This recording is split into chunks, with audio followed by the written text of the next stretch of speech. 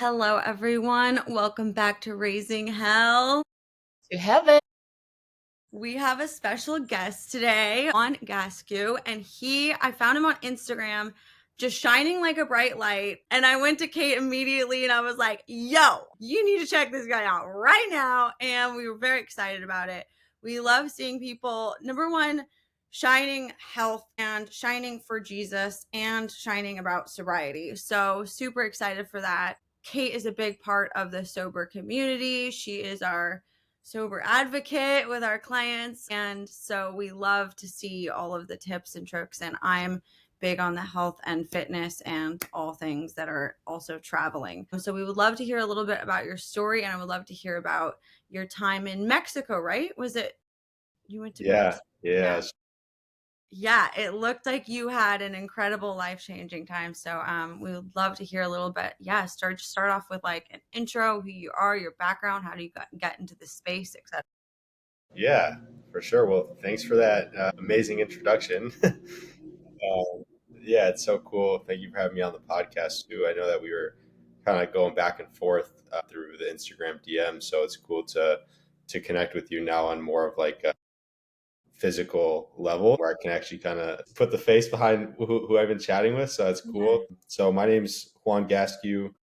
I grew up in New York. I was born in Denver, Colorado.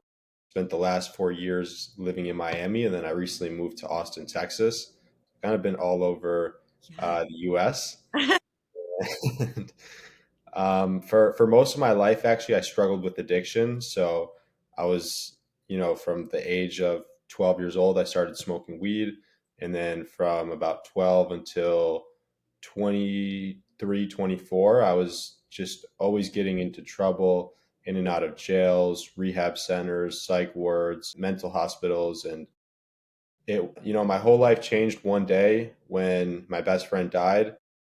My best friend passed away, and we were just like one and the same. Like, we were living identical lifestyles. And I got a call that he had passed away. I went back home for his funeral. It was an open casket funeral. And the day that I don't know if you guys have ever been a part of an open casket funeral, but basically how it goes is there's like a line in the funeral room, and everyone goes up, says their grievings to the dead body before they put them under. And it was my time to go up, and I was sitting there just in some deep reflection on his life, thinking about all the memories that we had, and the man that he was. And in that moment, it was a radical moment for me that changed my life forever, because I heard the voice of God for the first time in my life.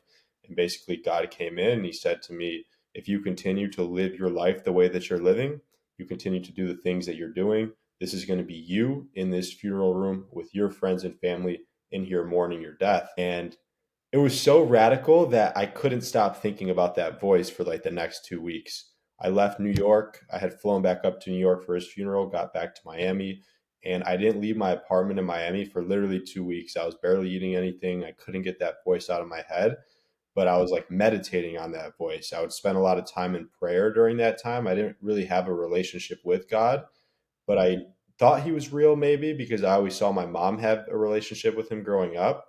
So it was during that time that I like really started to pray, and I was praying such bold prayers at this time that I was like doubting God's existence. I was like, God, I don't know if you're real. Like, I think that you're real, but I feel like you just spoke to me in my best friend's funeral. I think that was you. If that was you, like, show me another sign. Like, I don't want to live like this. I don't want to die. I want to make my friends and family proud. So, like, what can I do to change my life? And 2 weeks after meditating on that voice and praying, that same voice came back in. And I've only heard the voice of God as an audible voice, like, just a few times in my life. And then this was the second time I heard it. He came back in and he told me 4 words. This is all he said. And you guys are going to like this, actually. He said, go to the gym. That's all he told me. Yeah. And I couldn't believe it at the time. It didn't really make sense. I had never worked out a day in my life, and I didn't really want to be obedient to that voice because Yeah. it just didn't seem like it was going to change anything for me. I was in such a low position that I started to like I kind of fought back against it. I was like, God, what do you mean? Like, this isn't going to help me. Show me another sign. Make it more like, I don't know, make it more clear for me, something that I can do that's going to like change things quick. Yeah. I didn't hear his voice again. Like a week later, I built the courage up enough to go sign up at the gym. And I went signed up at the gym. I remember when I parked in the parking lot of the actual gym and I was walking in, it was like a 30-second walk to walk in, but it felt like 30 minutes. When I was walking in, I was battling two voices. So I was battling the voice of the enemy and I was battling the voice of God. And basically God was telling me like, go in there, trust me, I have a plan behind this, have faith. And then the enemy was like, don't go in there. You know, everyone's against you. They want to beat you up. Look at these guys. They're all jacked. Like, just go smoke a blunt. You don't have to go in there. You know, I promise you'll feel better. And I swear, like, I remember it so vividly just battling those two voices. It felt like 30 minutes, but it was a 30-second walk in. I ended up walking in. I sign up. I made a 3-month commitment to myself to work out every single day. Through that 3-month period, I put on 50 pounds of muscle and I couldn't believe it. Like 3 months later, I was just like unrecognizable. I was looking myself in the mirror and I couldn't believe the change that I had gone through in such a short amount of time that I became obsessed with the idea of like working out and bettering myself. And that's when I turned that 3-month commitment into a year-long commitment. I worked out every single day for a year straight. And the changes were like really insane. Like now I wasn't only like seeing the changes physically, but I was also noticing the changes mentally, emotionally, the friendships that I had now, like everything was really starting to change. And that's when I developed a deep desire inside of me to help other people also see those same results that I was able to see in my life through fitness. And that's why I started working as an in person trainer around that time, training people inside of gyms. And I did that for about 6 months. I quickly realized that doing that, I was losing my passion for fitness and I didn't really like the idea of that. Like, I was training clients in the gym and then it was my time to work out and I wasn't looking forward to it. So I was like, there's got to be a different way to do this. And at that time, I saw a lot of people doing online coaching. I didn't know how, but I saw people living lives with like time, location, and financial freedom where they could really do things and not have to be tied to like a specific location. So that's when I like was like, all right, you know, if other people are doing this, I could do this too. Like, how can I get into this space? And for the next couple of months, I tried everything in my own willpower to like do it on my own, like watch YouTube videos and just do my own research, and nothing worked out. And then I saw this guy and his content really like spoke to me, and I came across an ad, so I got on a call with his team. I ended up investing in his mentorship. He helped me build out my online coaching program, and through that, that was a little bit over a year ago. So over the last year now, I've spent just building out programs, coaching clients online, and creating different offers for how I help people. I started off with like fitness, mindset, nutrition.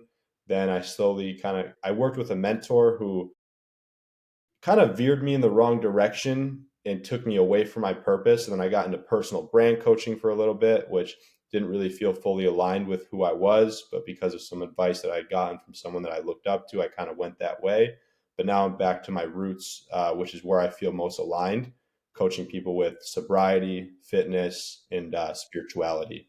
So yeah, and just to that's my story. Like, it goes a little bit deeper, but I actually got a lot of that clarity now that I've like rediscovered my purpose and found out like my true alignment and who I'm really called to help through my time in Mexico. So I love that you brought that up actually, because I spent about a month in Sayulita, Mexico, and it was such an incredible trip. Yeah, it looked amazing. I could tell because I was in Thailand a year ago now. But I was like, I recognize that glow, like there's something being, especially when you're from America, when you go over there, you're like, they just have a different, I don't know how it is. I've been to Mexico, but I haven't been to that part. But when I was in Thailand, it was just this calm and this peace. And it's like less is truly more. When you like really tap into purpose and like everything, like that is the wellspring of life, right? Everything comes from that. The clients just start coming. It becomes easy to do, it's just like when you come back to your why. And sometimes it is so important to go out of the regular mundane like routine that we fall into, especially with in America with this fast pace and go and like to go be on the beach and be like in nature. Like God created that. Kate is the number one person who's like, We don't feel good. Let's run into the ocean. It'll be the middle of winter and it's cold over there. And she's like, into the ocean we go. And it works every time. So I totally get that. I love that you had that time and went on that journey. So you feel like in frame now. I can tell just listening to you talk about it, like that is, you're right where you're supposed to be. Like I would definitely like want to come to you for like fitness and like that, so spirituality and sobriety, that just, it aligns. It makes a lot of sense. Where you say like branding, I'm like, so I love that for you. That's like super exciting. Yeah, thank you for coming onto the pod today. I can so relate to also that you were talking about walking into the gym, right? And those two voices. And I think that was, that's not something that just happens once. So I've been in the church since I came out the womb. I basically came out the womb in the church. And so my parents had me in, my story is kind of the opposite, where it was like all Jesus, like so much Jesus everywhere. I went to like private schools and was in church. I remember at one point in first grade, I was like, I'm here every day. Like, because I went to the same church that I went to school. So I was in that building 6 days a week. So, anyways, long story short, I, had my little rebellion in high school for like 2 seconds and I was like, still believe in God. Came back to that. And so it was weird for me after college because I didn't drink, I didn't sleep with anyone. I was token Christian kid all through middle school and through high school. And then in college, I was with a bunch of Christians, but I still so it became more like, well, Christians are doing this and that. So I guess I can kind of do this and that too, but I still graduated a virgin that never drank. And pride comes before the fall, let me tell you. I really thought I'm going to go back to Hollywood and like show them what's up. Like, yeah, no, that's not how it works. So I fell right on my face. But the Lord had me, like at some points pulling my limp body, but like he never let go. But I will say that going back to that metaphor of like in the parking lot, or not metaphor, rather like experience that you had, like those two voices, there are so many times in life that happens, and I was just telling Kate, I had like a little bit of a midlife crisis last week because going back to again what you were just talking about with like, where is it, branding wise, do I do this or do I do this, or which, especially like on social media, there's so much pressure for us to show up and we want to get these numbers and we want to, especially when we're in frame and we're like, okay, God, like I want you to use me, but like how, like what part do I do, like, because I like doing this but I also like doing this, and you have these voices and sometimes it's hard to recognize which is which one is well, with that one I think it was a little more obvious, like gym or weed, but but there are times like for me this last week I was like, I see some of these girls on Instagram that are just like, yep, I, F this guy last night and then I did this and then I do that, and like just telling about their whole story in such a raw, authentic way. And part of me is like, okay, like that is not going to be a good testament if like I go on Instagram and just spew out all my dirty laundry. But I also don't find it fully authentic to be like, I'm not struggling at all and like just pure Jesus content all the time. And I had this moment where I was like, the Lord, when I come to like, if I was to be chatting with you or the way I chat with Kate, like the Lord is the center of everything. So when I do have like, oh, I went and did something that I didn't like, wasn't so proud of, or it could be anything, but I'm all authentic and real and open about it, just the way that like, that is the thing I like about sometimes some of these content creators, is how unapologetically just themselves they are. But when you have Christ at the center, he remains the center. So you can be telling like a story the way that I would tell Kate, she would never see me differently, because the reality is like, I'm incapable of operating without him, because he is the center. So everything that I do is, even when I make a mistake, it's like I did it in a moment of weakness, but I was still hoping that like maybe I went on a date with the wrong person, but I was hoping that, the Lord was going to use it and it was going to be this beautiful marriage, you know what I mean? But like in the end of the day, it's like he is the center of everything.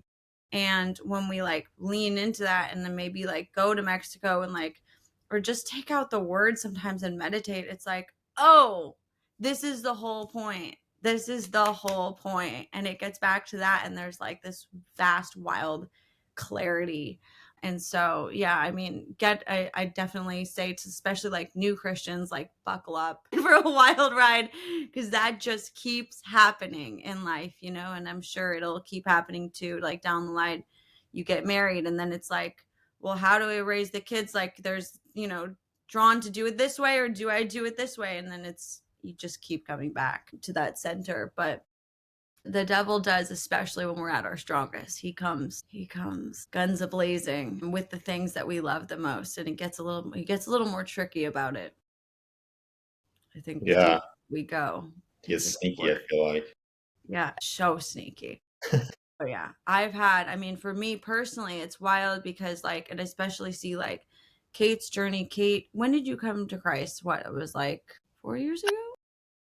I got baptized. I mean, I would say like I fully returned on the 11th of February last year. And my clean date was the 1st of February. And there were just kind of things that I couldn't avoid, like also just being spoken to. I mean, I remember the first time it started happening for me, I was going through like a really, really bad divorce. Like I was at this point when like his whole family was like attacking me. It was just like attack Kate. And I feel like, you know, that may happen in some divorces. Mine was just really bad. And I was so filled with, and that was not even, that was like 3 years ago. And I remember being so burnt up and so angry. And before this, like I've been trying to do recovery since 2019, but I didn't have Jesus. I thought I was spiritual, but I was just chasing the wrong things. As we know, it's such a deep hole if you don't like have some sort of basis. But anyway, I'm circling around. So I was in this like rageful bitterness and victimhood of like me, and I can't believe that they're doing this. And the next thing, I just heard this voice, and this was like, I've never read the Bible, like none of this stuff, and it said, forgive them for they know not what they do. And I was like, I just felt this warmth like come over me, and it just took my anger. It was like gone. I was like, I had this deep empathy for these people who were obviously also hurting, you know, like it hurts everybody. And the next week I was speaking to this counselor that I had, this spiritual counselor, it's the best way to describe him. And I told him, I was like, I think it's like Shakespeare or something. He was like, that is what Jesus said on the cross. And I was like, what? Like, this is not normal. And then it happened a few more times. And then I feel like my rock bottom, I didn't have just one. I had so many. I mean, God had to just chop me down many times to really get to that point. And when I finally admitted that I was powerless and that I needed God, it was really, it was a miracle. I got clean, I got baptized, and that in itself was a miracle because I have not wanted to go back. And I don't know how to explain that because since 2019, I was trying to do it and I was kind of white knuckling my sobriety, but I was always thinking about it. Like it was really difficult for me to stay sober and to stay clean. And when I accepted Jesus, it was like this weight. And I only noticed it a few months later. I was like, wow, like this is this feeling of like it's not there anymore. So I was just, you know, I also got into fitness. Like I joke around, I think I've said this so many times, but it was God and David Goggins. And I was like, I'm going to do this. I joined the 75 hard. I was like, I'm going to exercise twice a day. I'm going to run to Can't Hurt Me, Audible, David Goggins' book, which was phenomenal. And it got me up, and I had that voice too. I didn't want to go for a run. I didn't want to go to gym. I wanted to sit in self-pity and just, but it's almost like you just go on autopilot. You get to a point where you're like, I'm doing it because I said I was going to do it. And that's kind of what sobriety is. It is a whole lot of faith.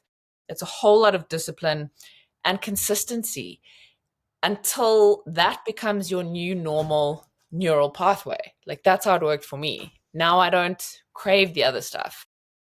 I crave Jesus and fitness. Juan, you're doing the 75 hard right now, aren't you? Yeah, I'm on day 13 today, 75 hard. He's doing Really? Yeah, it's great. It really is great. And I think like especially when you're coming into sobriety, you really need that. I needed to be so tired that I also like wasn't thinking about other stuff. And that also took me to my purpose. And I see a lot of people, you know, in the rooms coming to meetings and stuff, and it's so hard when you don't have a purpose. And I am just so grateful. Like, I think all of us have like found our purpose on this podcast. I know what that journey is like before then. It's like you're kind of just stumbling through the dark. But really, faith helped me find my purpose, you know? So good. That's so That's cool that what's you guys different. both heard like the audible voice of God is what like brought you to him. Like that is so wild. Like that is, I just think that that's so magical and cool. You It's know? so Yeah. Yeah, I could relate to your story in a lot of ways too. I think for me, it also like it was almost like one day to the next, like almost like a flip switched in my mind where like I was trying for a long time to get sober and I was doing it on my own strength. And then as soon as I like laid that out to God, and I actually remember the day that everything changed for me was on the balcony of this like rooftop apartment inside the building that I lived in that I would go up to and meditate. So the building that I lived in Miami, they had this like really nice apartment all the way on the rooftop that was for sale. So they left it open because they wanted people to go in there and like look at it just in case someone was interested in buying it. And once I like noticed this, I would go up there every morning to meditate. And I remember the day that everything changed for me. I was up there meditating and I was sitting on the balcony. It was like a rainy day. And I was just like yelling out to God in like desperation because I was so sick and tired of living that life where like every time I would try to quit, it was just a matter of time before I started, you know, smoking again or drinking again, partying again. And then that moment, like now that I reflect back on that, it was like a year and a half ago, going on 2 years soon. That was like the day that everything changed for me. And I don't know what it was, but it was kind of like you said, like just like some like flip switched in my mind where I stopped trying to like do sobriety on my own strength and I just gave it to God. It was like a real, it was like really like a surrendering experience of that. yes. Yeah, and it was powerful, so I could relate to that.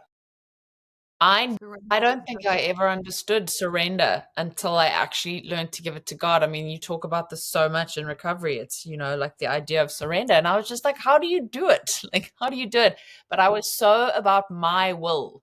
It was my will. And I can see I was just holding on to this sinking ship, you know? Yeah. And what a beautiful thing. And we see that too, like have like a ricochet effect into everything else in life. Like Kate and I are constantly going over this, like with money too, like and with our business, where we want to take control of it and we want to like make it work and we want to like get more clients and how do we help more people? And the more we're like, just do it, just use us, we're just gonna show up. The more he's like, got you, thank you, now we can proceed, you know, like every single time. And it's like just having that open arm posture, that posture of surrender, like in every area of our life, in our love life, with our family, with our finances. It's incredible to see him just constantly show up for us in ways that like are miraculous, you know what I mean, like over and over and over.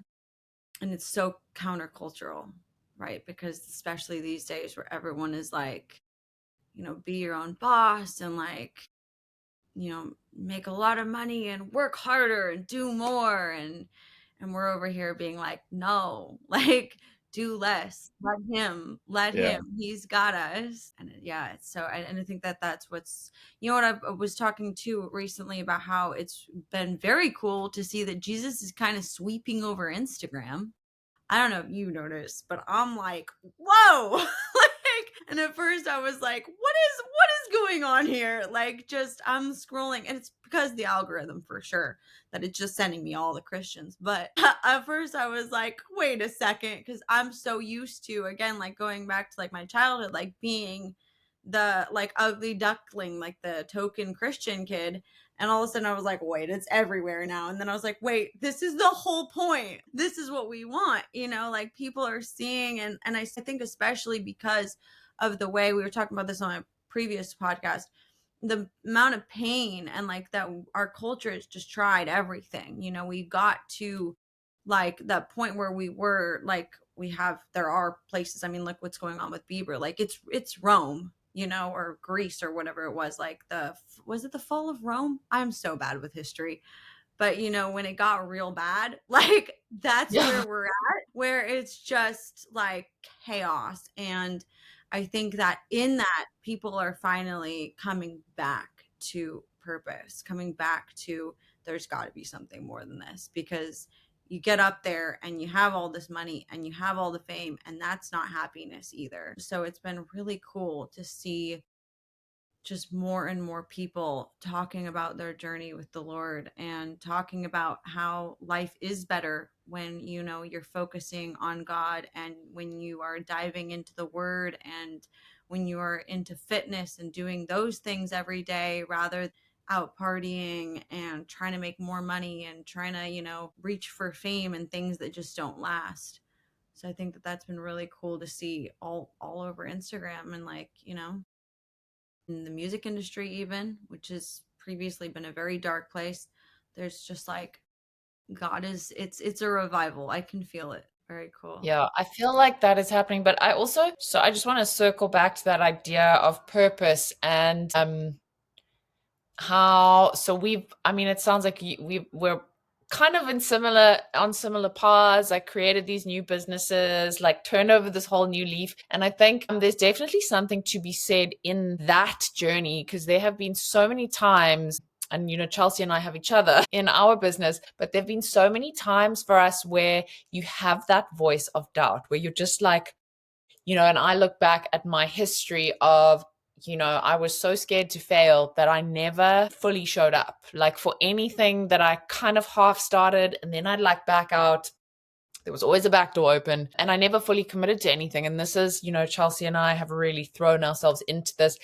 And there's something to be said in that journey, like the growth that happens when you push through those doubts, because it's not like, hey, I'm sober and I found my purpose and I found God and everything's going to be easy. It's not. It's like it becomes more challenging, I think. The challenge gets this other depth, because then you literally become aware of, I'm just going to try and explain it how it looks for me.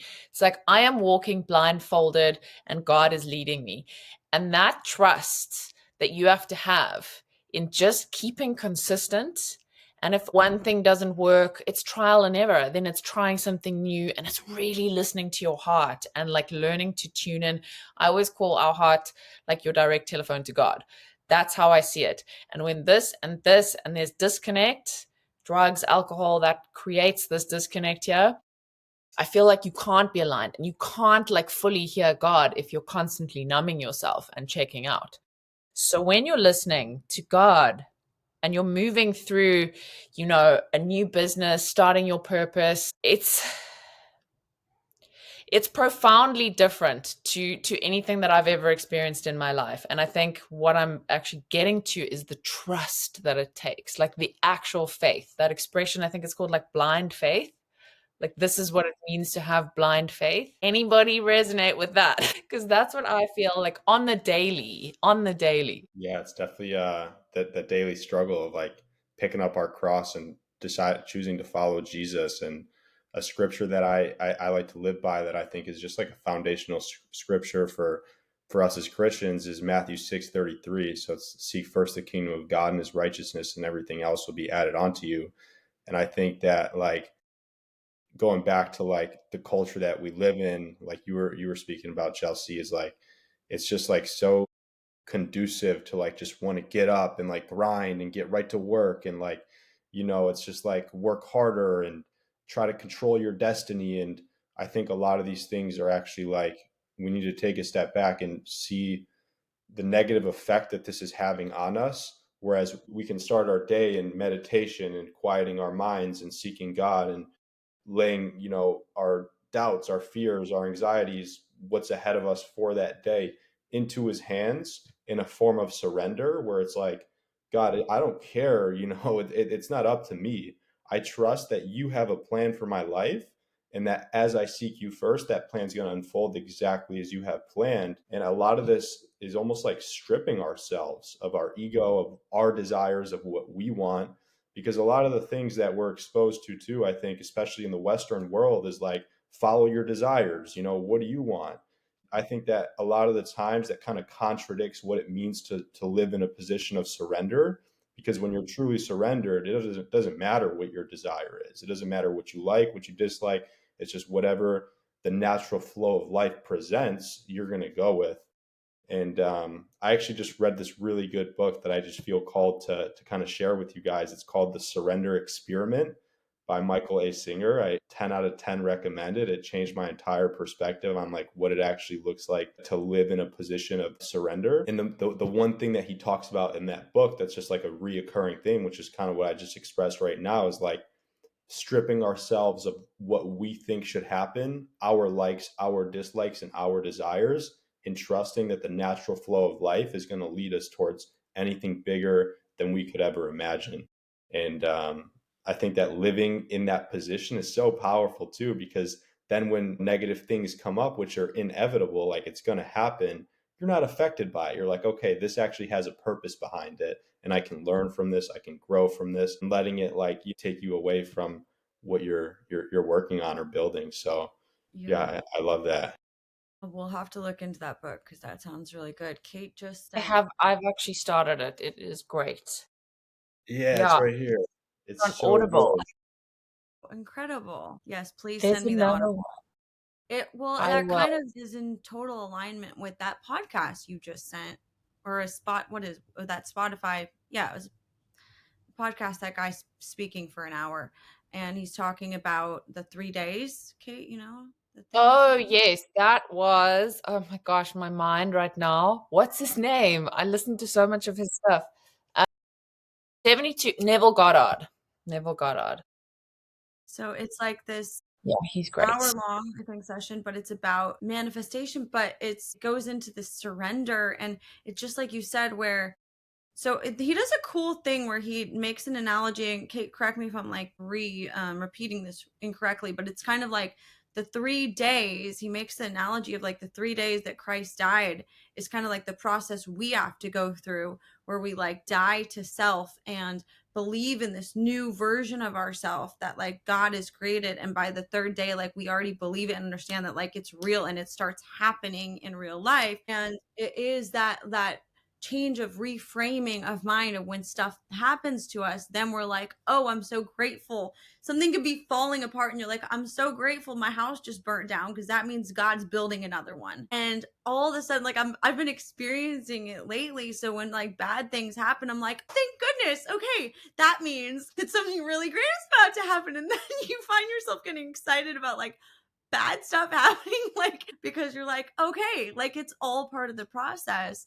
And I mean, if you look back in life, in the times when you are with the Lord, like I can't remember a single time that he did not use something that felt life shattering at the time to do something incredible. And like it takes sometimes years to see what he is able to do with it. But like you said, it's not about our likes and our dislikes, because when we started this work I was like, and people were calling me on it on Instagram because like I wear my heart on my sleeve. You can see how I'm feeling through my face. Like I cannot play poker, there is no hiding with me. But I was just like, Kate, I'm so angry at men. I'm so angry. I'm so hurt. Like, how am I supposed to coach men? But the Lord kept being like, nope, you're going to coach men. And I was like, no, no, no. I'm here for the ladies, here for the women. And guys just kept coming to me. And I was like, what? But it like they came, and it was like not in a way too, I will like clarify. It wasn't just like, oh, you're hot. It was like, help. Like, I want to feel heard. I want to feel loved. I want to feel appreciated. I want to feel respected. And I was like, oh, okay, like I can help with that. And I started like the reason I got into is because I love my father. I'm crazy about the man. Like I'm really close with my parents. So I think that again, like the Lord just used something that I didn't realize, that like not a lot of girls, especially with girls that have like daddy issues or this or that, just that would not be the place where they're still healing in that area.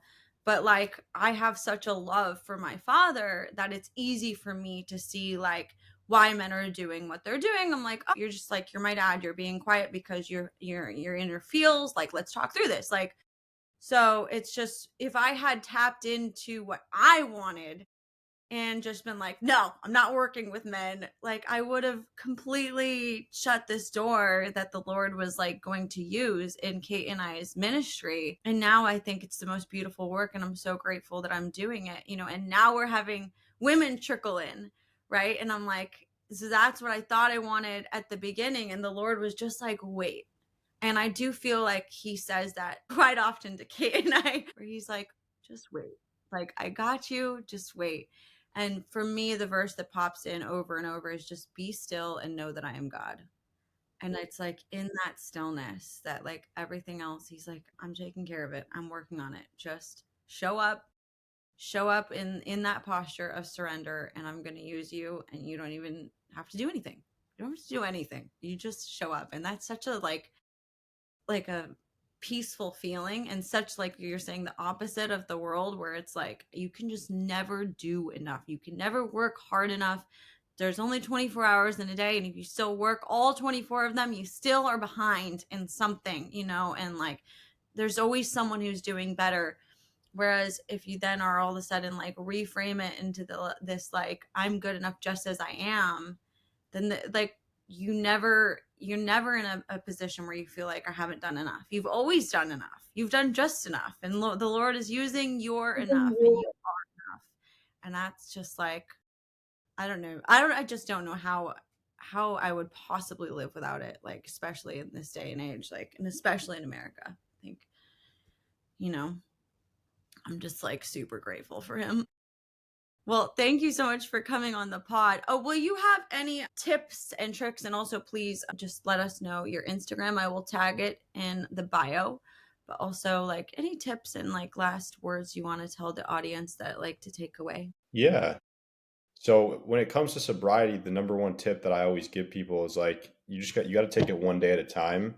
So I think the reason a lot of people fail with their sobriety is number one, they're like stuck in their past, so they're still reliving some of those moments. They haven't really worked through it, or they're like thinking too far out in the future, and they're like don't know what it's going to look like, 3 months from now or a year from now. And the most important thing that I found as it relates to staying sober long term is just taking it one day at a time. So focusing on the day before you, being present in that moment, and just thinking, okay, if I can get through today, then I can get through another day tomorrow. I'll get through tomorrow, then I'll get through another day the next day.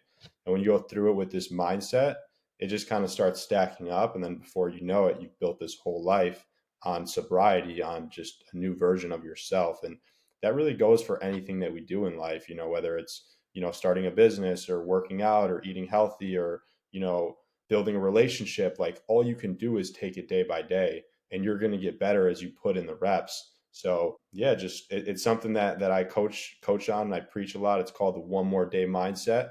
And it's what I believe in truly. Like everything we do in life kind of relates to this one more day mindset. So that'd be my one tip for people. And on Instagram, you could find me at King Sobriety, same as on TikTok. And yeah, those are the two main platforms that I'm using. I'm slowly getting into the YouTube. So on there, I believe I'm just Juan Gascue. But yeah, thank you for having me on. It was so cool to connect with you guys. I could tell we're very similar in a lot of regards, and the things that we're the habits that we have, the journeys that we have of putting God first and everything. So it's incredible, and it was so cool to hear a little bit about your guys' story as well. Thank you so much. Well, thank you for Thank coming you. on. Yeah. Guys, this will be on YouTube as well if you're hearing it on Apple Pod. And if you're hearing it on Apple Pod or on YouTube, it's on Apple Pod. Okay. Thanks for listening. Thanks. Bye. Bye.